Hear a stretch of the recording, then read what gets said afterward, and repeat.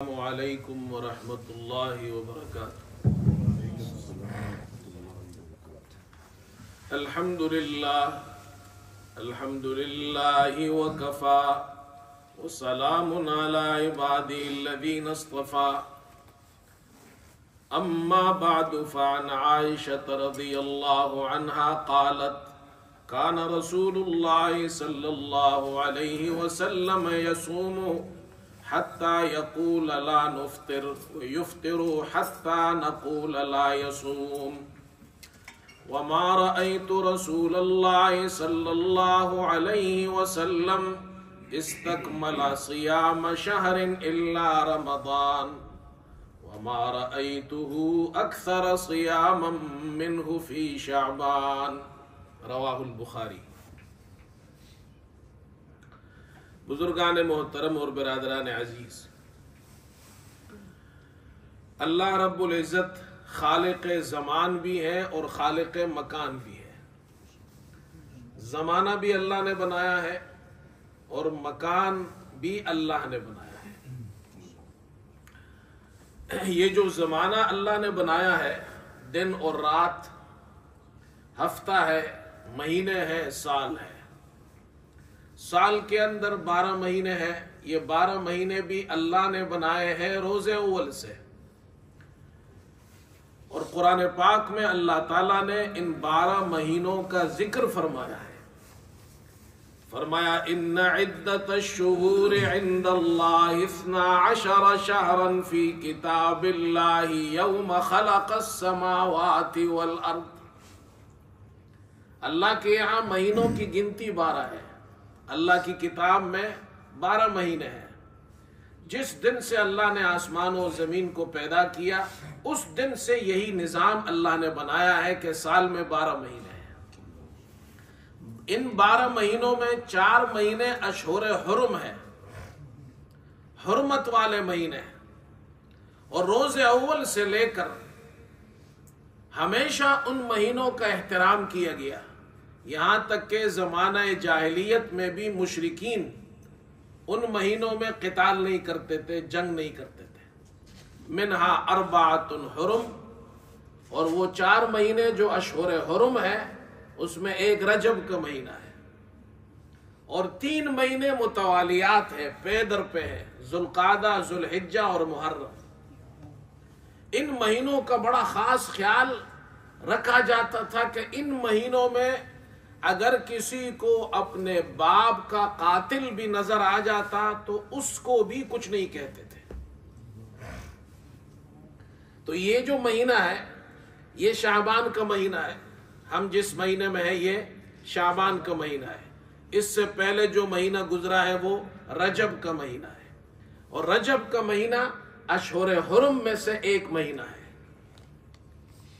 تو شعبان کے مہینے کی کیا فضیلت ہے؟ یہ رمضان سے 1 ماہ قبل یہ شعبان کا مہینہ ہے،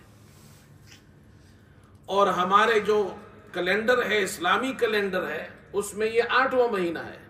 رمضان 9واں مہینہ ہے، تو رمضان سے پہلے شعبان کا مہینہ ہے۔ اور شعبان کے مہینے کی کیا فضیلت ہے، اس میں ہمیں کیا کرنا چاہیے، اس بارے میں چند باتیں میں عرض کروں گا۔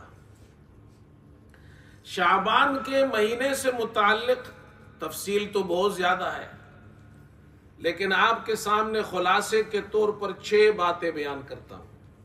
یہ 6 نمبر ہے شعبان کے مہینے کے۔ کتنے نمبر ہے؟ 6۔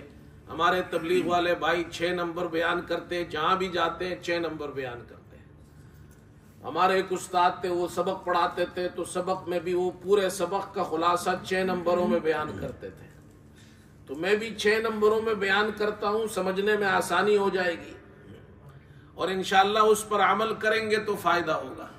اللہ ہم سب کو عمل کی توفیق عطا فرمائے۔ پہلا نمبر یہ ہے، شعبان کے مہینے کو شعبان کیوں کہتے ہیں؟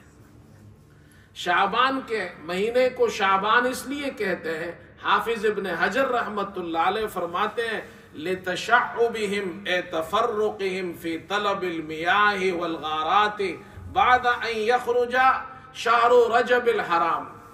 رجب کا مہینہ اشہر حرم میں تھا، ابھی میں نے بتایا آپ کو، اس مہینے میں زمانہ جاہلیت میں مشرکین گھروں میں بیٹھ جاتے تھے، اسلحہ اپنے جسم سے اتار لیتے تھے، قتل و قتال نہیں کرتے تھے، جنگ نہیں کرتے تھے، خون ریزی نہیں کرتے تھے، باپ کا قاتل بھی نظر آ جائے اسے بھی کچھ نہیں کہتے تھے۔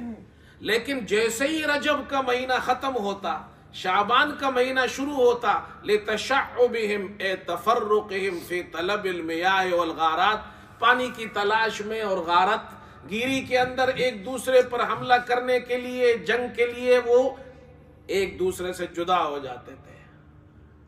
تو تشعب کہتے تفرق کو، جدا جدا ہونے کو، جدا جدا ہو جاتے تھے، پھر جنگیں شروع کر دیتے تھے۔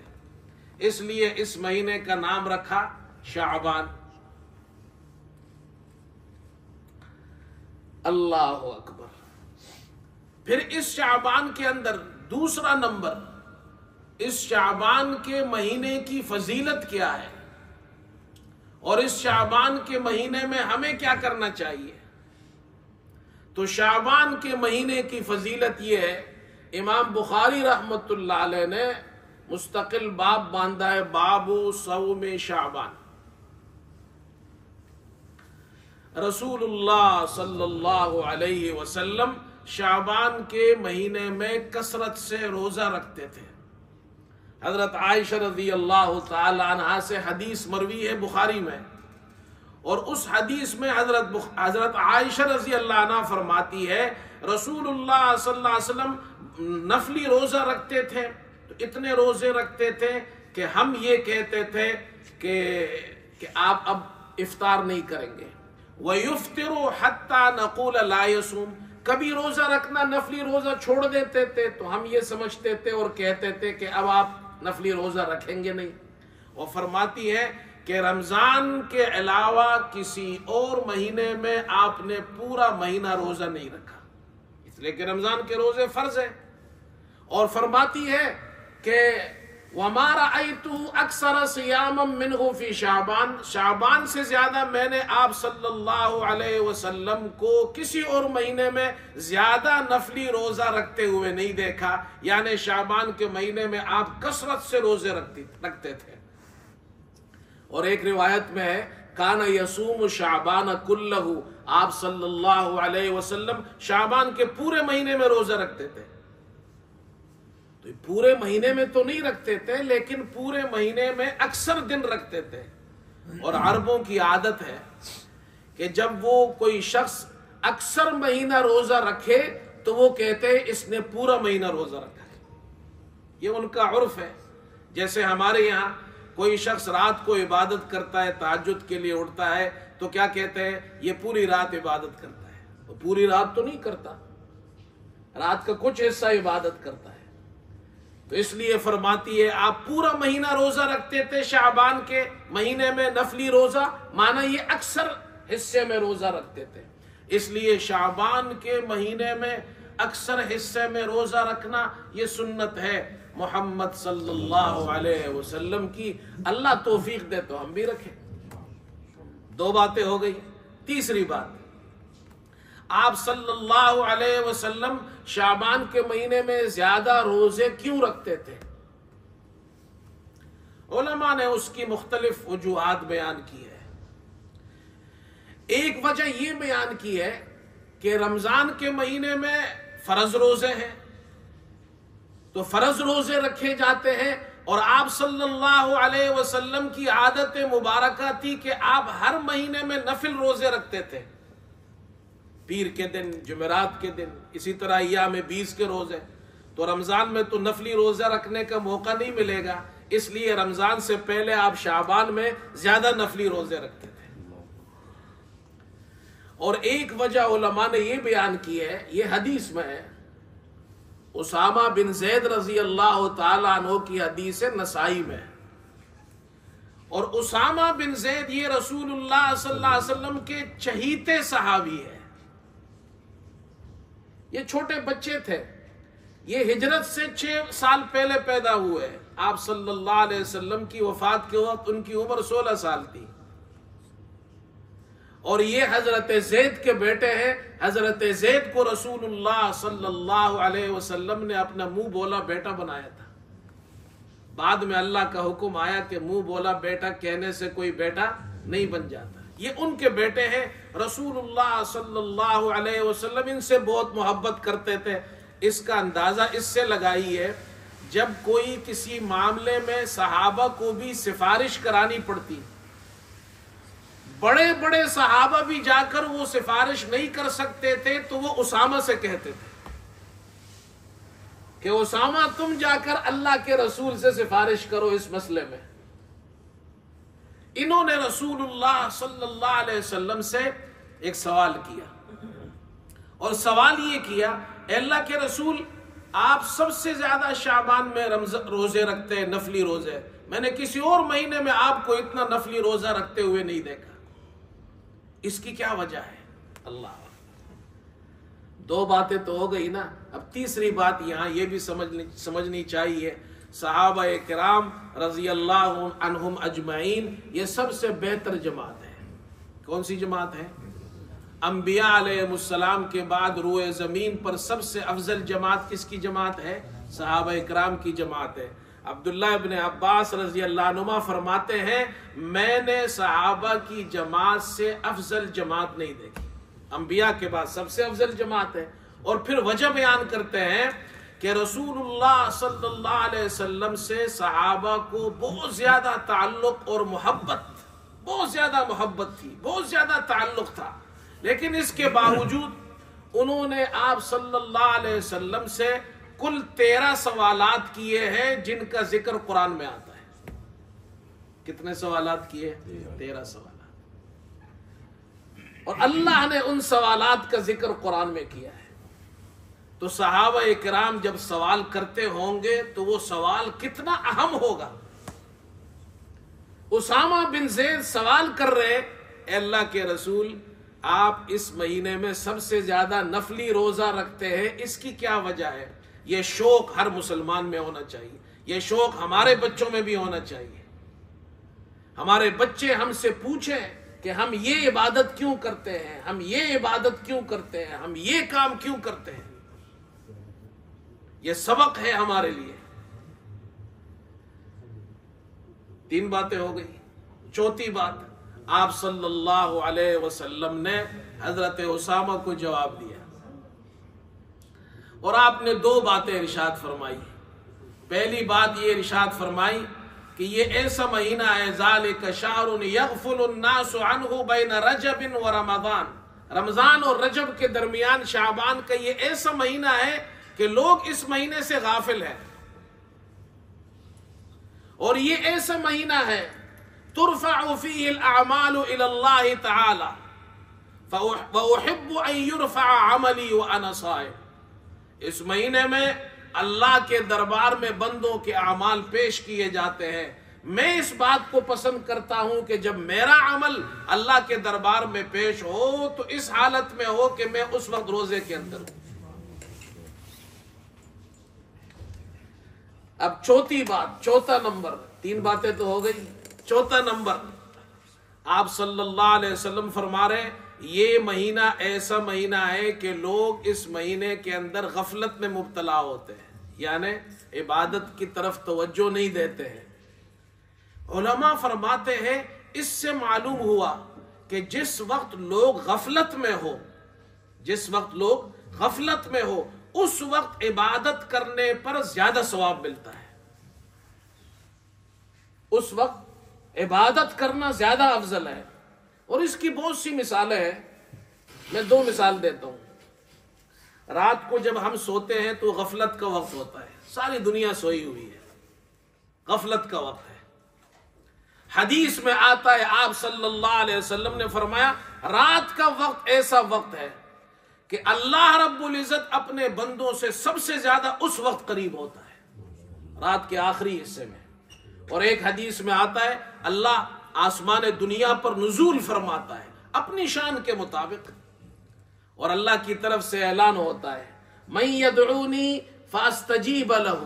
کون ہے جو مجھے پکارے، مجھ سے مانگے کہ میں اس کی پکار کو سنوں، اس کی دعا کو قبول کروں.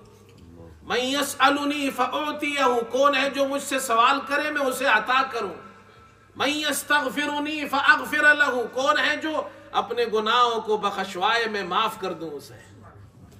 رات کا وقت غفلت کا وقت ہے، اللہ کی رحمت اس وقت زیادہ جوش مارتی ہے کہ غفلت کے وقت میں کوئی بندہ مجھے یاد کر رہا ہے۔ اور آپ کو ایک بات بتاؤں، یہ اپنے پاس نوٹ کر لیں، مجھے یاد آ گئی یہ بات، اور تجربے کی بات بتا رہا ہوں۔ آپ کا مشکل سے مشکل کام ہو، اللہ نہ کرے، اللہ سب کو بچائے، لیکن کسی جگہ پھنس جائے، مشکل کام ہو، نہ حل ہو رہا ہو، تہجد کے وقت تہجد کے ساتھ ساتھ 2 رکعت صلاۃ الحاجت پڑھے، اللہ سے گڑ گڑا کر مانگو، اسی دن اللہ وہ کام کر دے گا۔ میں اپنے تجربے کی بات بتا رہا ہوں۔ بات یاد آ گئی تو سنا دیتا ہوں آپ کو۔ ایک آدمی نے مجھ پر الزام لگایا، پرانی بات ہے، اور جھوٹا الزام لگایا، اور گواہ بھی پیش کیا، گواہ بھی جھوٹا۔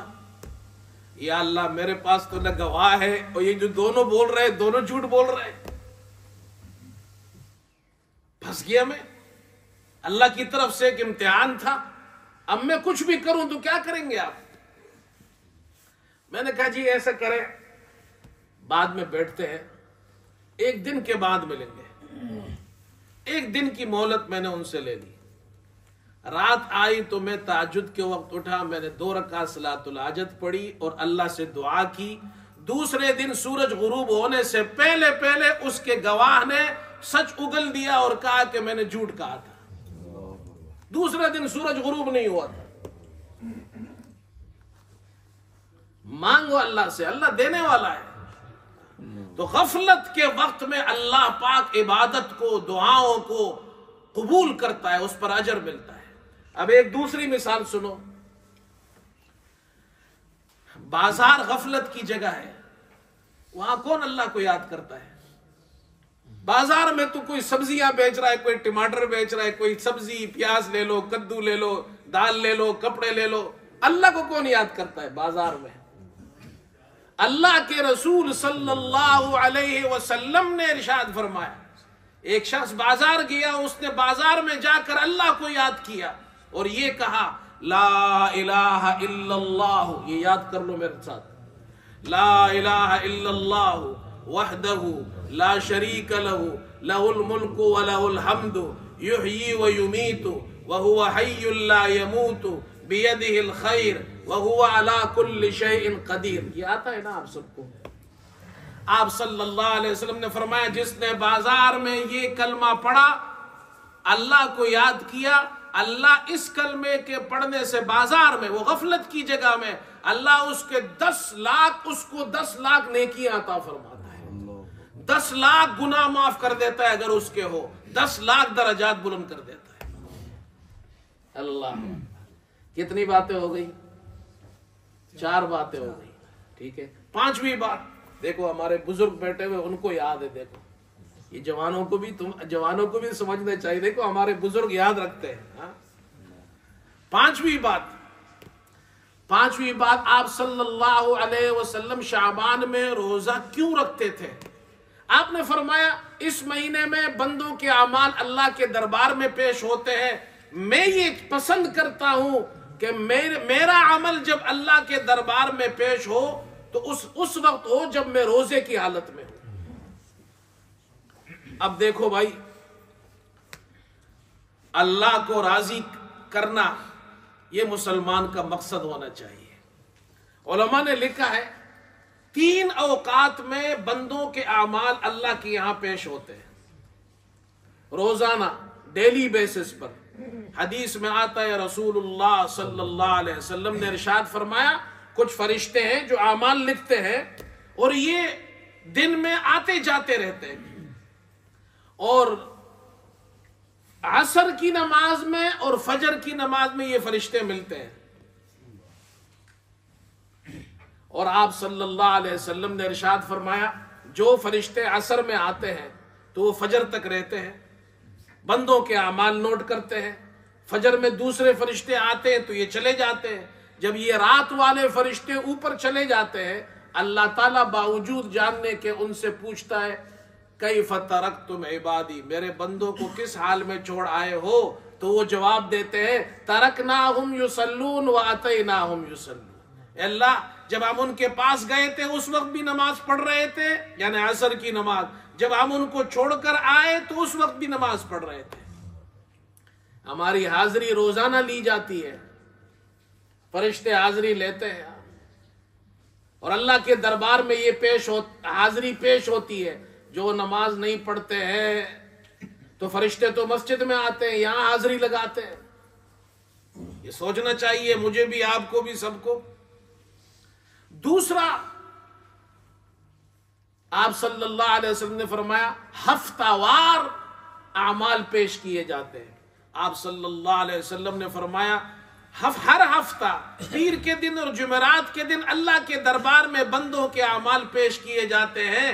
تو آپ صلی اللہ علیہ وسلم ان دنوں میں روزہ رکھتے تھے، پیر کے دن بھی اور جمعرات کے دن بھی۔ آپ نے فرمایا میں یہ روزہ اس لیے رکھتے تھے آپ کہ جب میرا عمل اللہ کے دربار میں پیش ہو تو میں روزے کی حالت میں ہوں۔ اور ایک سالانہ رپورٹ اللہ کے یہاں پیش ہوتی ہے، وہ شعبان میں ہوتی ہے، اور وہ کون سے دن میں ہوتی ہے اس کا نہیں پتا۔ تو آپ صلی اللہ علیہ وسلم شعبان میں زیادہ روزے رکھتے تھے، ہو سکتا ہے آج کے دن ہو سکتا ہے آج کے دن ہو، اس لیے شعبان میں زیادہ روزے رکھنے چاہیے۔ یہ وجہ ہے شعبان میں زیادہ روزے رکھنے کی۔ کتنی باتیں ہو گئی؟ 5 باتیں۔ چھٹی بات، شعبان کے اندر ایک دن ہے 15ویں شعبان کا دن، شب برات بھی کہتے ہیں۔ اس دن میں کیا کرنا چاہیے اور اس رات کو کیا کرنا چاہیے؟ 15ویں شعبان کی رات اور دن۔ 15ویں شعبان کی رات کے بارے میں بہت سی احادیث آئی ہے فضیلت میں، لیکن وہ تمام حدیثیں سند کے اعتبار سے کمزور ہیں۔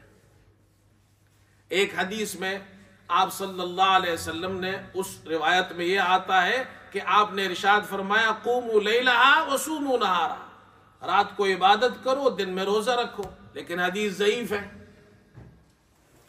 یہ دن میں روزہ رکھنا یہ ایک ہی روایت ہے، یعنی 15ویں کا روزہ ایک ہی روایت میں، اور وہ ضعیف ہے۔ اس لیے علماء فرماتے صرف 15ویں کا روزہ رکھنا یہ ضعیف ہے، اس کے ساتھ کچھ اور روزے بھی رکھ لے، 13، 14، 15 کو رکھ لے، ایام 20 کے، یہ سنت ہے۔ جب 13، 14، 15 کو رکھیں گے تو 15ویں بھی آ جائے گی اس میں، اور 13، 14، 15 کو روزہ رکھنا پکی حدیث سے ثابت ہے ہر مہینے، تو زیادہ ثواب ملے گا۔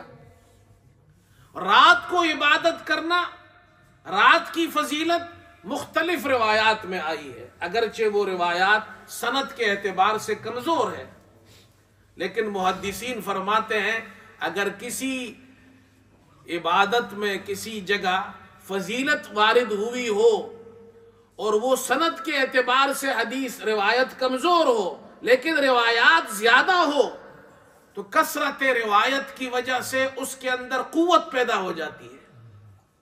لہذا 15ویں شعبان کی رات کی فضیلت ہے، اس رات میں عبادت کرے، اللہ جو توفیق دے۔ کوئی خاص عبادت نہیں ہے، نفل پڑھے، قرآن پڑھے، یہ عزم کرے کہ نماز جو فرض ہے وہ پوری کرے، فرض نماز نہ چھوڑے۔ فرض نماز پڑھتے نہیں ہے، اللہ تو فرض کا حساب لے گا، نفل کا حساب نہیں ہوگا۔ ہاں نفل سے فائدہ ہوگا، نفلیں بیکار نہیں ہے، نفل سے فائدہ ہوگا۔ فائدہ کیا ہوگا؟ فرضوں میں جو کمی ہوگی اللہ نفلوں سے پوری کر دے گا۔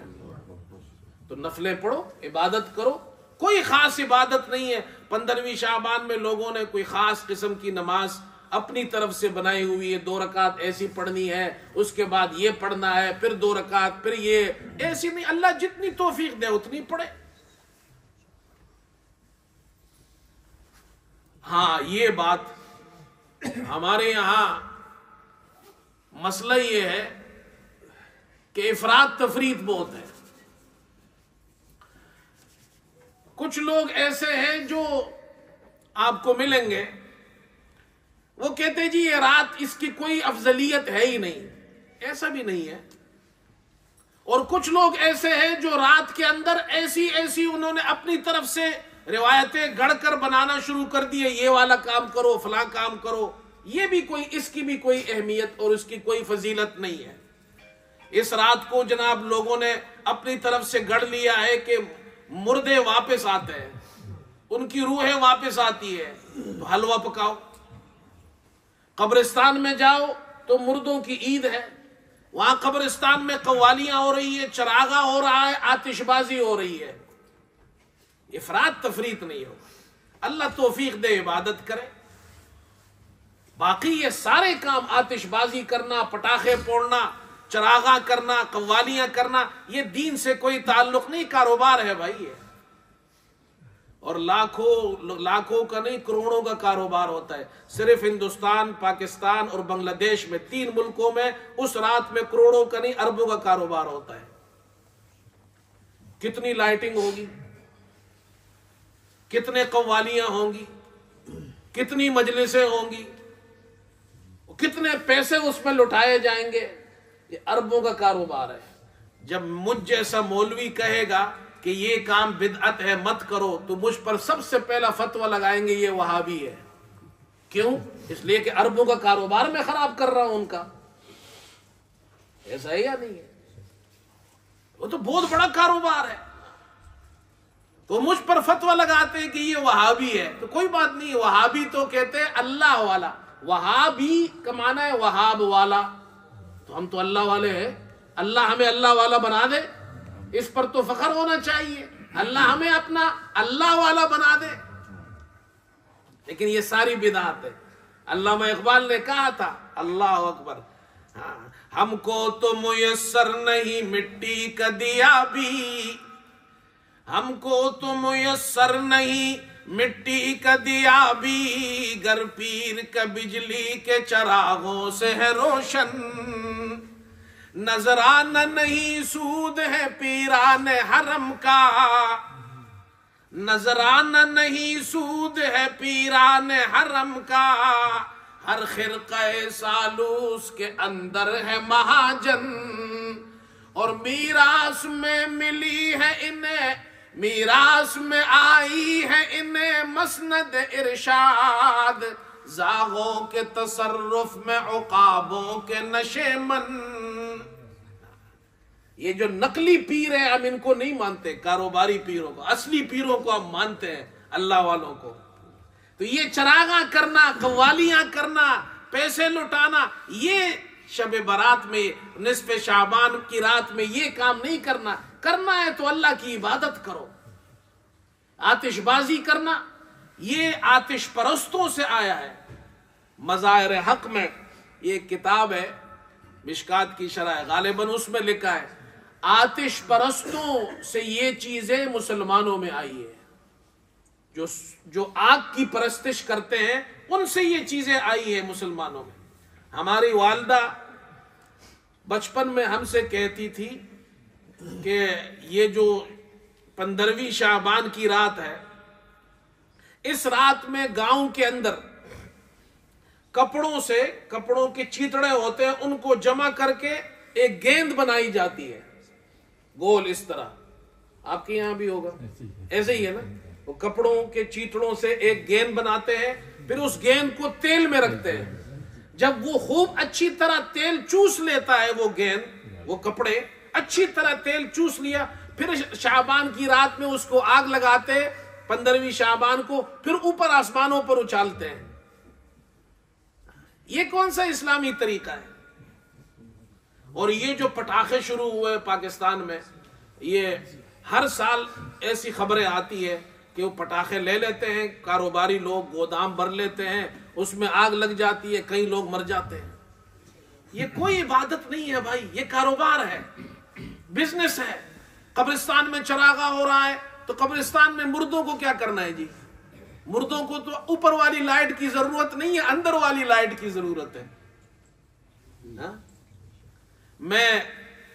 اچھا جی، مردوں کے لیے کہتے ہیں مردوں کی عید ہے 15ویں شعبان کو، حلوہ پکاؤ جی، وہ کھانا کھانے آتے ہیں. میں پرانی بات ہے، مکہ مسجد کراچی میں امام تھا. ہمارے یہاں میں وہ 15ویں شعبان کو تقریر کرتا تھا، وہاں یہ کچھ لوگ یہ بدعات بہت کرتے تھے تو میں سخت تقریر کرتا تھا۔ ایک آدمی کھڑا ہوا جی، وہ اس نے کہا مولوی صاحب آپ سے ایک مسئلہ پوچھنا ہے۔ میں کہا جی پوچھو۔ کہتے جی ہمارے یہاں مشہور ہے 15ویں شعبان کو مردوں کی روحیں آتی ہے گھروں میں، اس لیے اچھے اچھے کھانے پکاتے ہیں۔ تو بس فوراً میں نے اسی وقت جواب دیا، اللہ نے دل میں ڈال دیا۔ تو میں نے کہا کہ دیکھو وہ مردے دو حالت میں ہوں گے، دو حالت میں سے کسی ایک حالت میں ہوں گے، یا تو رسول اللہ صلی اللہ علیہ وسلم نے فرمایا قبر جنت کے باغوں میں سے ایک باغ ہے یا جہنم کے گڑھوں میں سے ایک گڑھا ہے، یا تو وہ نعمتوں میں ہوں گے، جنت کی نعمتوں میں ہوں گے، اور یا وہ عذاب میں ہوں گے، اللہ نہ کرے۔ اگر وہ جنت کی نعمت میں ہے وہ میت اور وہ مردہ، اس کا دماغ خراب ہے کہ جنت کی نعمت کو چھوڑ کر آپ کا حلوہ کھانے آئے۔ اور اگر اللہ نہ کرے وہ جہنم کے عذاب میں ہے تو وہ جہنم والے فرشتے جو ہیں وہ ہمارے یہاں کوئی کہ پولیس والے تھوڑی ہے جو اس کو چھوڑ دیں گے جاؤ اپنے گھر میں چکر لگا کر واپس آ جاؤ۔